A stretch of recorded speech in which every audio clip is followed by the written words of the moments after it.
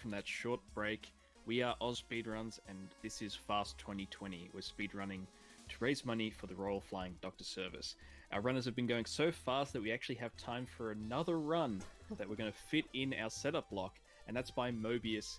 That's Ratchet and Clank into the Nexus, all gold bolts. Take it away, Mobius. Hello, I am Mobius. I was running on Thursday night with Deadlocked and A Crack in Time, and I'm glad to be here again for a third run. This is Ratchet and Clank into the Nexus, all gold bolts. It's all the collectible little secrets that are around all the stages in the game. It's just like a basic any percent run and a little extra. I won't waste too much time, and for all good, I'll count down and start the run. 5, 4, 3, 2, 1, go. So, Good luck. Thank you. Into the Nexus. This is the last game in the PS3 series. It's sort of a stepping stone and the epilogue to the future series. Not a lot of people have played this game. It's gone under the radar, but I really love it. It's one of my favorite speed games. It's very precision platforming based, a lot of cool out of bounds sequences, like right away we're getting out of bounds in the first stage in 10 seconds. Normally there's a huge tutorial sequence, we sort of learn how to use the camera, all these basic things that you'd expect a 3D platformer player to know.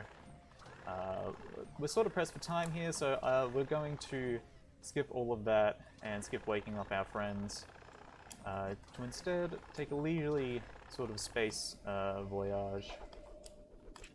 Gonna open this door. So we need to hit particular triggers around the ship so that we can progress through the game.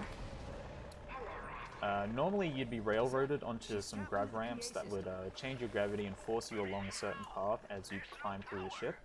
Here we are going to bypass that, and we're going to climb up through some solid out-of-bounds terrain that constitutes the back of the ship.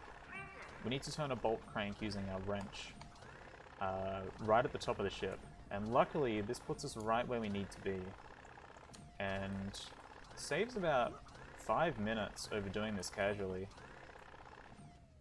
We're going to climb up here, so all of this is solid. I'm actually going to be standing on some invisible solid terrain over there that I found earlier in the year, and that's going to speed up our journey up the ship. We're not meant to be here, the camera doesn't really know what to do, so it pops in and out. And we're going to go just over here, and voila, we are now on the gravity ramp and able to turn the bolt crank. Right, oh. Oop, I meant to pause there. So this section is the first part of Nebulox. The second part, we need to go all the way back to the front of the ship and save our comrades as they've been attacked by some thugs. Notably Thugs for Less, if you played Ratchet and Clank 2, they make their return here. And so normally we'd be going through the ship forwards and fighting a lot of enemies, except we can just go back through the airlock and go out of bounds again. Because of that, we can now do some tricky platforming and get our second weapon of the run, but our most useful weapon, which is the fusion bomb. The reason you have to do that instead of going forward is that there's actually a checkpoint that you're meant to hit that locks you inside of the room before getting the fusion bomb. Now that we've done this, we are still out of bounds, and we can just traverse frontwards back to the front of the ship, which saves having to go through and do some scripted sequences where we'd have to kill a lot of enemies. The downside of that is that we're running out of experience points for the bomb, which means we'll have to make them up somewhere. As at level 1, this bomb is only mildly useful. There's upgrade systems in this game, which is like doing damage to enemies gives XP, and also there's a raritanium system, where raritanium is an ore that we can collect from enemies. That's unfortunate. We can go back down there. And at any weapon vendor, we're able to manually upgrade our weapons and give them extra abilities, and we'll be doing that to increase the little cluster bombs that come out of this bomb later in the run. So you may notice, like, what's all gold bolts? There's 12 hidden collectible gold bolts that are throughout the run, and our goal is to, of course, get all 12 of them. 2 of those are on an arena planet that involve us to complete a lot of challenges in a row. So we'll be going back to that later on in the run. Those are the only 2 vaults that aren't hidden around stages, and we are forced to do a lot of combat later in the run just to get that, which also means that we have to upgrade the bomb at some point. Otherwise, we're going to be spending a lot of time just throwing piddly little bombs at bulky enemies. Here's the grab ramp section. So our friends are dead. You may have heard Clank and Zephyr on the PA over here, but unfortunately they're gone now. Rest in peace, you never really saw their faces. And I'm going to go through a wall there because the grab ramps are always active even through walls, or even through some walls.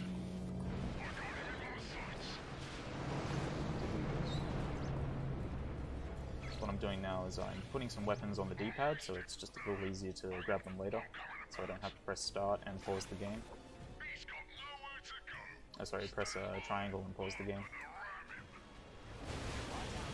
This is the conclusion of the first split. So once we hop onto this ship, we are onto the second planet, which is Yerrick.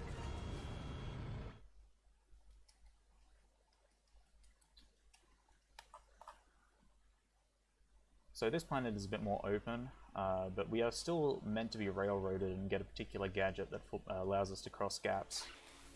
Sort of like Portal 2's excursion funnels, if you've played that. I'm going to be a little safe here since I haven't done that in a while. So I'm currently out of bounds. There's a huge invisible wall dome around this entire sort of area. What I did there was go under it onto a branch that is conveniently solid and allows us to get up and over to this info bot, which usually requires a certain going down this path. We still need to go down the path to get a gold bolt, which will be our first of the run. Ooh. Another gravity sequence. Unlike the grav ramps, we cannot do the boost that we were doing at the end of Nebulux. We can escape from the gravity here. And here I'm going to bypass using the grab tether by gliding up that surface. And that will be our first gold bolt of 12. I'm going to change the hero difficulty. So difficulty switching changes us to where the last checkpoint was, which is very important because sometimes we'll be in spots where we are soft locked as a result of collecting gold bolts, and we need to get back to a point where we can progress through the game. Difficulty switching is probably the most useful sort of function in this run. But we have to be mindful of which difficulty we're on before going into combat sequences. Also, another weird aspect of difficulty is that on lower difficulties you can ledge grab surfaces from further away. So that there would have been very easy to just long jump over and ledge grab on the easiest difficulty, which is Cadet. But on Hero, I have to high jump and glide down, otherwise there's a huge chance I'll be missing that ledge. So here, another grab tether puzzle sequence, but we can skip that by long jumping and grabbing onto the slingshot. Nice. So that's our nanotech upgrade. Nanotech is our health. When you get a nanotech upgrade, it does a AoE sort of explosion radius, which does a lot of damage. We'll be utilizing that later, hopefully, to kill a mini-boss in just a few seconds. I'm going to do an easier method of this trick, just because I'm not confident at the moment. Oh jeez. Okay, so we're currently out of bounds.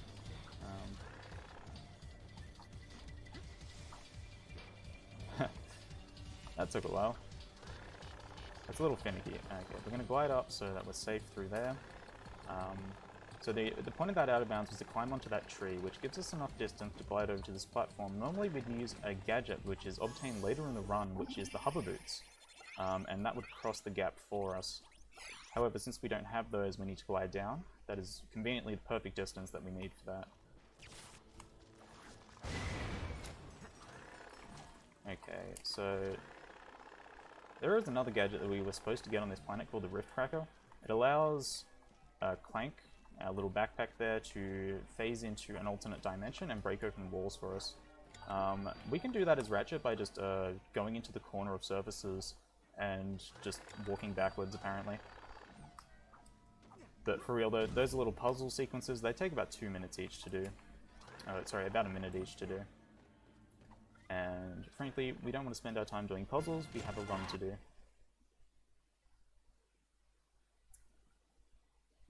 Now that we're done with Yerrick, we have 3 gold bolts and we're on our way to Crag, which is an arena planet, and that is just a lot of combat and a lot of micromanaging our ammo. If there's any donations, this would be a great time for them. Yes, we've got one donation from Foas that is $6.09. It says, "Good luck, sweetie." Aw, thanks, Foas. My good friend. Yep, and that brings us up to $3,599. Getting so close to 4,000, everyone. Let's push forward and get it. We still have $175.46 to go on the Hunk run. And Hunk is a cutie, and we would love to see that run get met. And then, of course, after that, the next incentive after that is the Glitch exhibition for Simpsons Hit and Run, which will be super exciting. I'm certain of that. Please get that met. I want to see it. That's got $361.60 left. It's only 27% of the way there. So please get your donations in. Remember, you just need to say at the end of your donation, attach this to Hunk or put this on Char. It's at no extra cost to you. And if you forgot to put an incentive on your donation, you let me know in chat. I'm around. I'm Crazy Jesse. So just ping me and I'll fix it up for you. Back to you, Mobius. Thank you. Yeah, so as you can see with this arena challenge, it's not that exciting. You see a bunch of the enemies that we've seen earlier in the run. Most of the things to consider is that the guys with guns, they only take 1 bomb hit, and the armored melee enemies take 2 hits with the bomb. So it's all about just conserving these 6 bombs that you have at your disposal.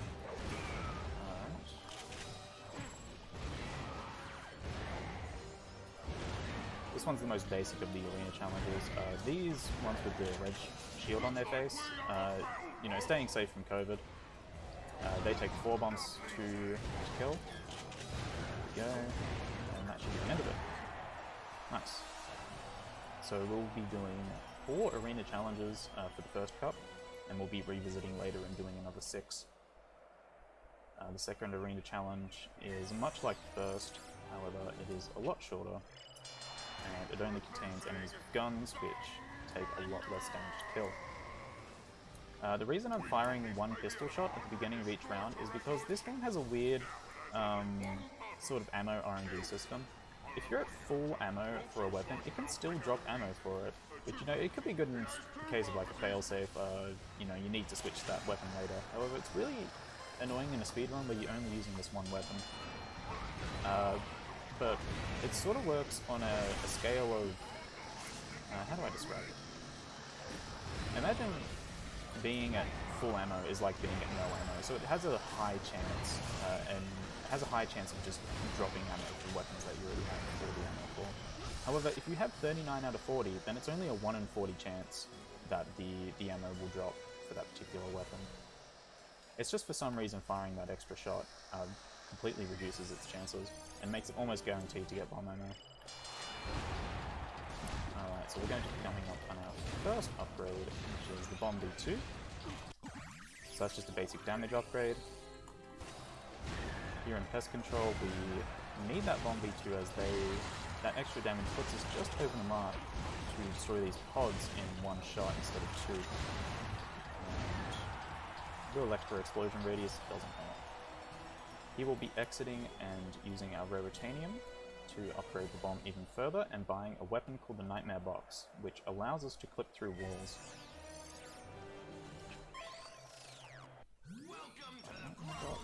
And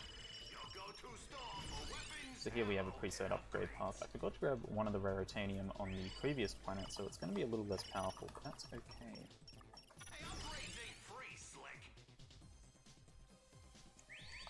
Alrighty. We'll put that on the right D-pad. And we won't be using it here, but we will be using it in the next planet. So the Blazebot, this is our first actual mini-boss of the run. We saw a variant of it on the previous planet, but we didn't need to fight it. So it's got 3 basic attacks, nothing really special about it. Our aim here is to stay sort of as close as possible so we get the maximum damage, but also staying close to the ammo boxes, because it can be a real ammo drain. So that enemy dropped pistol ammo, but luckily we're able to save that just by shooting another shot. And hopefully we're not unlucky enough to get 2 in a row.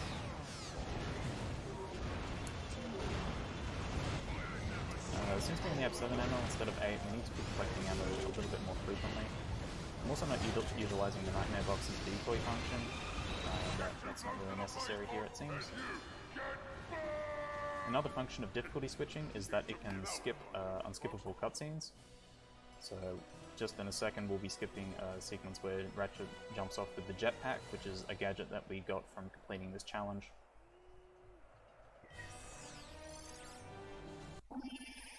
So we're going to be switching to hero difficulty.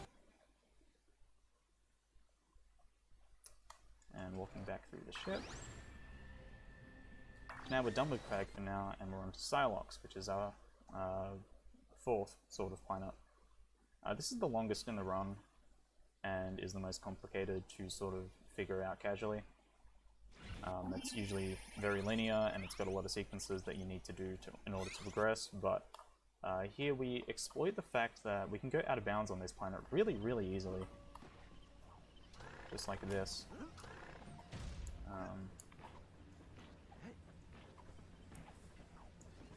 I backed out of doing a harder strat there. You can go sort of diagonally through the planet and do a particular glide that saves a few seconds, however. I don't want to risk my run to that. So we're going to be taking the long way around, which is going along these out-of-bound train lines in order to get to the sewer section, or not really the sewer section, is it? Sort of the cargo section that's over here, but you can't really see it because it's deloaded at the moment, but there are a lot of hitboxes around here that you may not be able to see. And we need to be hugging this wall in order to make our way down here. So the first trigger that we need to hit on the planet is just here, and we can walk our way back up. But now we're trapped in bounds, but luckily with the Nightmare Box, we're able to do this quickly. We get back out of bounds. So I've hit a checkpoint there just to, just in case I die here. This is a very tricky sequence here. Hold on. So what I'm doing here is a box stand. I am hyperstriking onto the Nightmare Box because it is a solid surface when you hyperstrike onto it.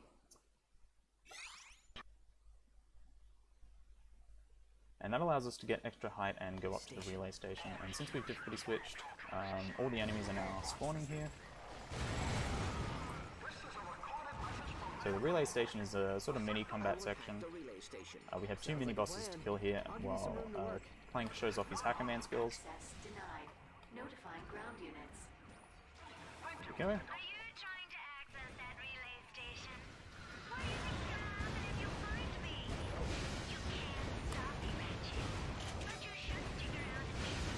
So we've got to be careful not to throw too many bombs here.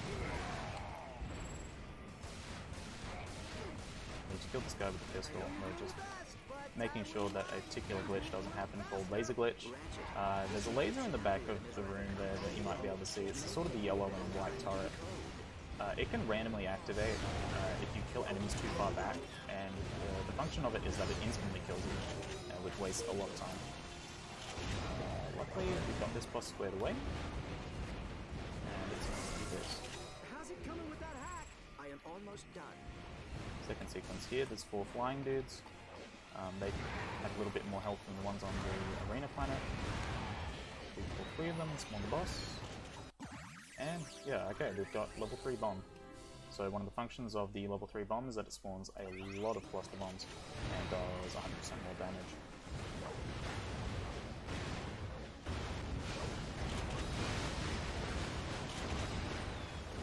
to keep reminding myself this is an all gold bolts run, but luckily our next gold bolt is right after this boss. Here we go. Alright, poor guy in the dropship. Complete. I am now inside the We system. didn't know him for long. Access granted. Is there any time for donations? Power surge at the SkyTrain station. We can I don't know, that's up to you. No, well there is time for donations, sorry. We Looks like we'll have to power up those we do water indeed pumps have a first. donation. We've got a donation of $54.77 from AJ Chimera. Oh, wow. Thanks, AJ. And he says, thanks for having me. Good luck on the bonus run. Donation goes towards Hunk. And that brings our Hunk total up to a total of $179.31. So there's only $120.69 cents left. That's at 59%. We're getting so close. We're in that final push. That needs to be met by... Sorry, one sec. That needs to be met by about 1:30. So we've still got time. Donations coming in fast. Let's get it done. Hopefully we will see it done. Hunk is always a pleasure to watch. So here we got another gold bolt, and we are clipping out of bounds. There's a huge sequence here where we have to go through the sewers and do all this crazy stuff that I don't really care about right now. I'm sort of busy. I'm in a speedrun. We have a bit more raritanium, so I need to actually plan my upgrade path here because I'm a little under. Okay. We have one less ammo than we should, but that's okay. Neptune, I know you don't want to do this. So this is Neptune.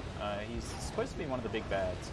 The basic outline of this plot is that you're taking his sister to prison because she's got 7 life sentences.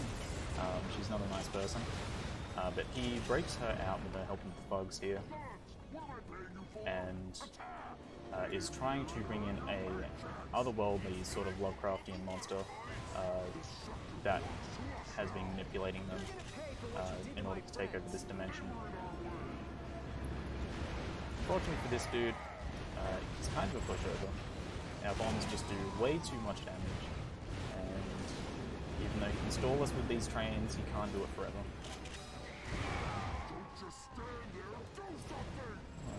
I don't get how bad guys think that they can just like summon an eldritch horror or something and be like, oh yeah, I'll just control that.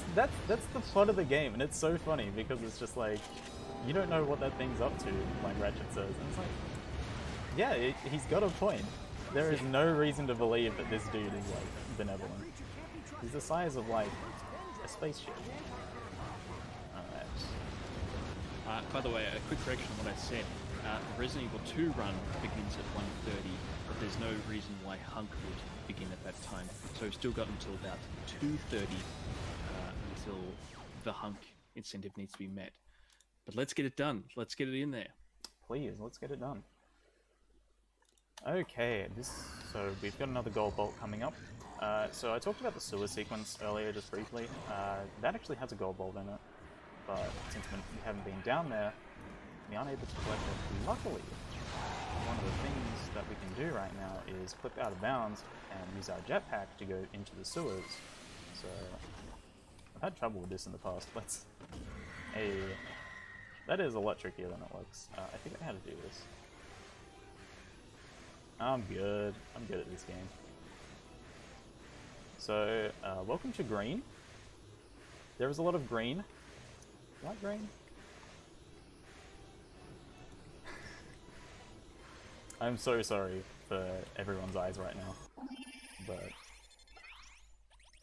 yeah, when the skybox for this stage is only sort of present in the top half, and the bottom half is just green for some reason. So if you like lime cordial, then that's for you. That was our second gold bolt. We had to difficulty switch there, otherwise we would fall infinitely, since our jetpack fuel ran out. There's no death barrier, and we're sort of locked in that animation like for as long as time, since the game sort of tries to put you on the ground before getting the collection animation for Ratchet. But if there's no ground, then of course you won't be able to collect it. Okay. So our third gold bolt is conveniently right at the end of the stage here. Normally you'd pass this through earlier on during the casual path, but luckily we backtracked to it for the final showdown here with a few elite nether enemies,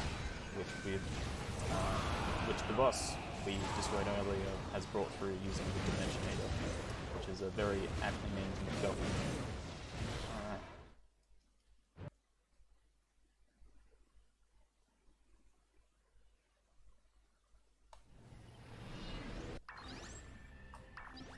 Onto Planet Thram. This is where we get the hover boots, which is a very useful gadget that allows us to travel across the ground much faster than long jumping and much faster than walking. The only caveat is that we need to collect 10 Gargathon horns, which are little crystal horns, scattered around the stage, or by killing Gargathons themselves. So there's one behind the spawn, so we get that first. There's an unskippable cutscene here, but luckily we can bypass it by just changing our difficulty. I don't really know why I call them unskippable cutscenes. There's another horn here, which is number 2. There's Gargathon down here in the water, which we will kill. We're going to try and utilize a nanotech upgrade. Hold on. Yeah, it's an ostensibly unskippable cutscene. Yeah. It's unskippable if you sort of don't skip it. Yeah. They're supposed to be unskippable. Yeah, that's the point. Alright, so we didn't get our nanotech upgrade at the right point. We didn't actually kill enough enemies, which is very rare in this category since it's longer than N%, which uses the same trick. You could say unintended cutscene skip. Yes. If that one works. That works. Need to get 10 horns. Alright, that's 9. I missed one earlier that I should have gotten, but that's okay. There's a lot of backups to do here. And we're going to glide up this this tree route and get our 7th gold bolt. And difficulty switch again, because it's a long walk back, and we don't want to die, so we will just difficulty switch. So the smuggler over here, our trusted friend throughout the future series, will be giving us our hover boots back, because they're actually ours. One thing we're going to do though is difficulty switch so that the entire cutscene doesn't play out. So this gives us the hover boots, but only temporarily. If we die here or difficulty switch again, our hover boots will be taken away from us, and we have to talk to the smuggler again. So one thing that we have to do is make sure we don't die. One of the byproducts of that trick is that we still have 10 horns despite what the UI says. And if we wanted to, we could duplicate our horns forever and get some of the later collectibles that the smuggler offers us. And I'm just going to go a little bit out of bounds so we have enough height and get this gold bolt. Normally we'd activate the jetpack by giving the smuggler enough horns, but just with enough height we're able to get up there. We could also do a box stand to get up there, I believe. We're going to go back to Crag, which is the arena planet. So there's 2 more cups that have unlocked, the silver and gold cup. We need to complete the end of the silver cup and the beginning of the gold cup to get the 2 gold bolts here.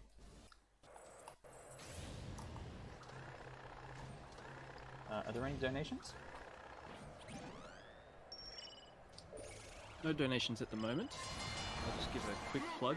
So we are Oz Speedruns. We are a group who does speedrun events to raise money for charity. For this event, we're raising money for the Royal Flying Doctor Service, who provide emergency medical and primary healthcare services to anyone who lives, works, or travels in rural and remote Australia. If you'd like to donate, you can go to donate.ozspeedruns.com. I'm going to put a link for that in the chat. And if you donate, you can put some of your donations towards incentives at no extra cost to you, and I've put those in the chat as well. Note, we don't take anything from your donations. These all go straight to the Royal Flying Doctor Service, except of course the fee that is charged when donate. But that's not us. It's also a And, tax deduction. It's also tax deduction. Yeah, that's right. That shouldn't be your primary sort of reason, though. But it is a nice incentive.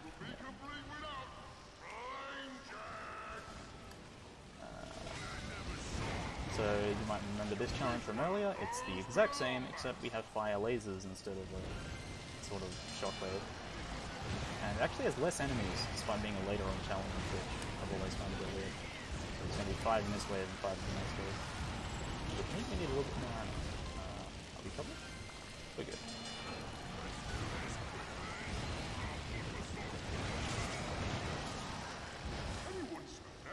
So while this sequence takes about 5.5 minutes to do optimally, the arena challenges have a lot of potential for optimization.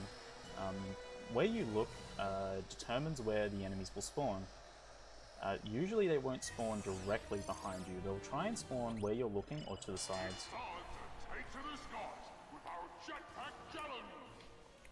In the next challenge, we'll be seeing a bit more of that. I'll try and get as quickly as I can. And some spawns are predetermined as well, so you just know where to look. Okay, we've got ammo on that one.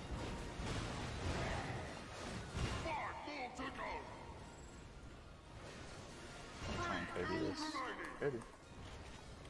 Oh, I'm a legend.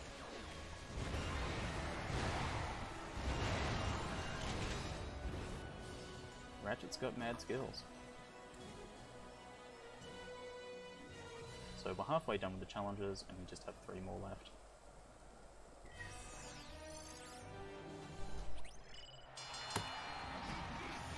So in all gold bolts, do you simply get the bolts and then that's run done, or do you beat the end So boss? we still beat the end boss because it's right next to where the last one is. The boss is quite long, it takes like 5 minutes to do, but or a bit less than that. But just because, it's sort of like any percent plus that we sort of treated. And there's still a lot of tech that happens or can be different in all gold bolt runs, especially in other runs in the series where we'll have just more weapons because they're a lot longer than 100%. So. Oh, absolutely! I completely agree. Yeah. It's just different communities have different standards. Yeah, yeah. I'm a big fan of also beat the game in any of these categories.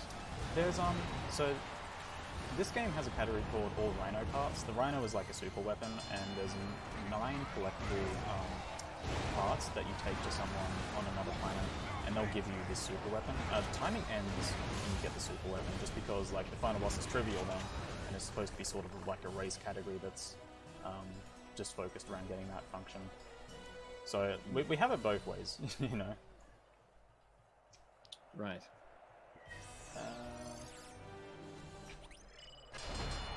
So yeah, this is the second boss of the arenas. The Rabid Gargathon, you might have seen a normal one earlier, but this one is a lot angrier, and only has just like a sliver more health anyway. So.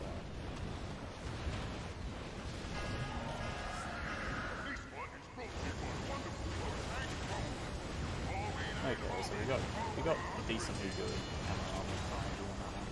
And sometimes the auto aim in this game can be a bit finicky. It can overcompensate for where an enemy's moving. It tries to locate where the enemy sort of is, so you don't have to aim as well, which makes it pretty easy to do combat in this game until it screws up.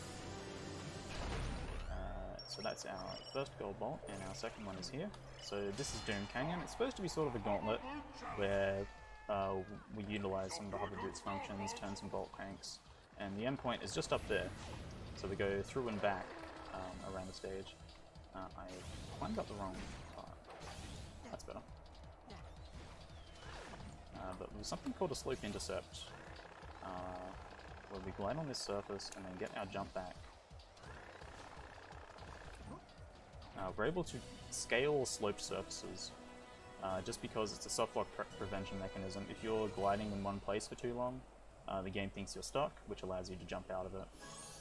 And we can exploit that on that slope surface there. So now we get done with the arena, and it is on to the final planet, Igliat.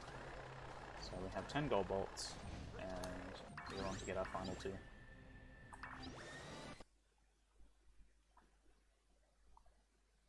So the Igriak is split up into 3 sequences. The museum section, which is sort of supposed to be a trip down memory lane for Ratchet and Clank, and shows off some of the things that they've done in the future series. Unfortunately, we don't really have time for reminiscing. We've got bolts to collect, so we are going to head straight through and clip through some walls here, just to speed up the process.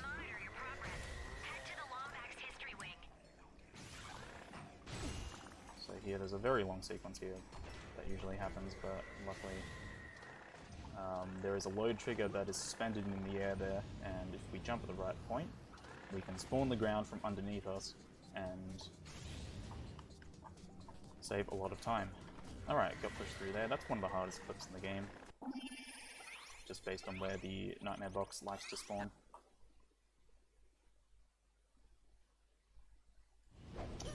So this is the tour bot.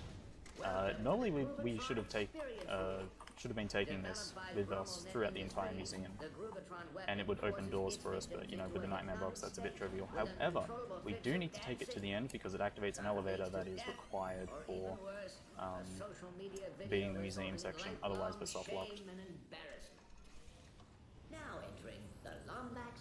So now that we're done with that sequence, this is the elevator here.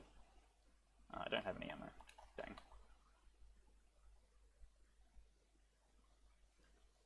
Now we're in the gift shop. There's nothing for us to buy, so we're just going to defeat some enemies instead.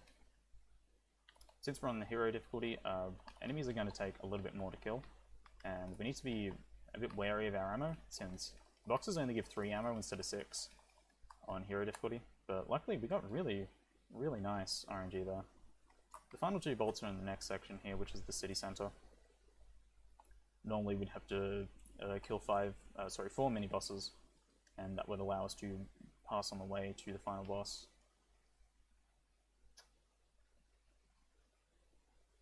It looks like the game crashes there, but it doesn't.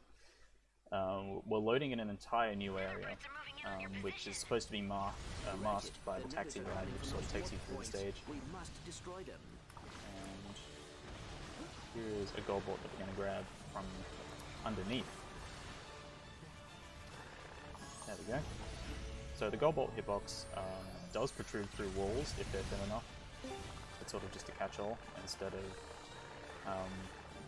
sort of reading where there's solid walls. We're going to go around here.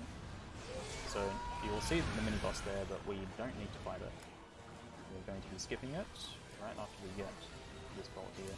So we can climb up that terrain there. Those trees are solid as long as the baubles are still on them. That is our 12th and final gold bolt. So we're done with the collectible part of it. Yeah. I was worried there because I'm sort of like sort of autopiloting, and I'm like, maybe I missed one a little bit. But it's good. So normally there'd be a sequence or a cutscene that happens where it breaks open this expressway here, but you can just glide down through that corner for some reason, and that is what enables us to skip that entire sequence and all those mini bosses, and that saves like 2 minutes of doing it casually.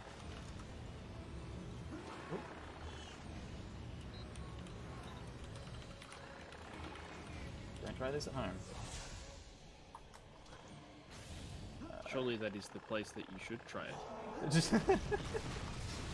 Well, I mean the video game, not the real, like.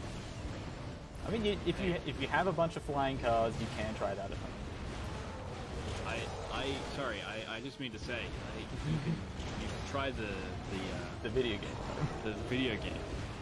It's only disavow myself. It's only $10. Sorry, $15 on the PSN store. So it's the final boss. This is Mr. I, which is my dad is sneezing in the background. Bless you, Dad. Hopefully he's having a good day and isn't too frustrated at me from the spontaneously doing it back up. So here we are doing a Clank section, and you know how I said we skip the gadget that allows you to go into these dimensions, but the game's failsafe here is it assumes you have it, so it automatically puts you in these sections, which is good because otherwise we'd be wasting a lot of time getting it early in the run. So we need to save Vendra, who is actually the big bad that we imprisoned earlier. She got duped by the big space monster, so you know it's our civic duty to help villains in need.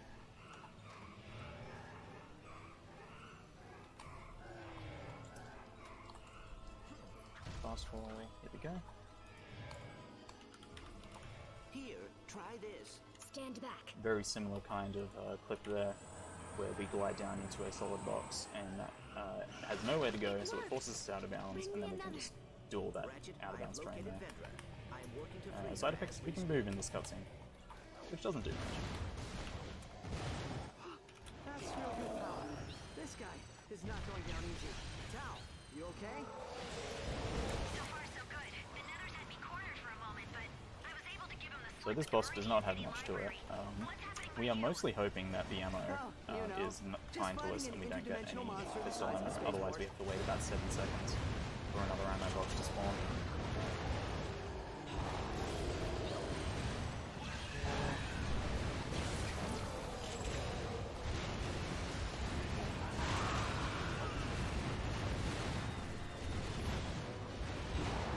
Nice.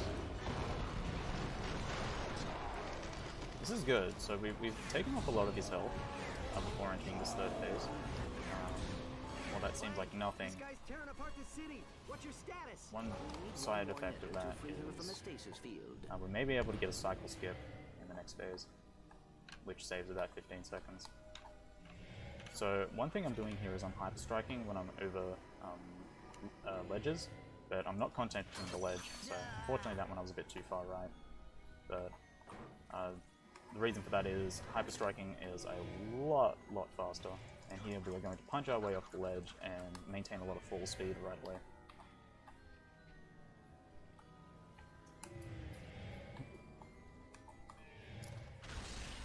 Thankfully we can get these nethers from underneath. We need to get those in order to unlock the Thanks. cage here. But as long as we're within radius of Vendra, it teleports the nether and starts the sequence right away. So now that Vendra is freed, we are onto the final phase of the final boss. Time will be coming up in about 40 seconds. You're doing great, Ratchet. Hey, Easy. fire, jump, fire again. Oh, shoot, we have gotten a cycle skip.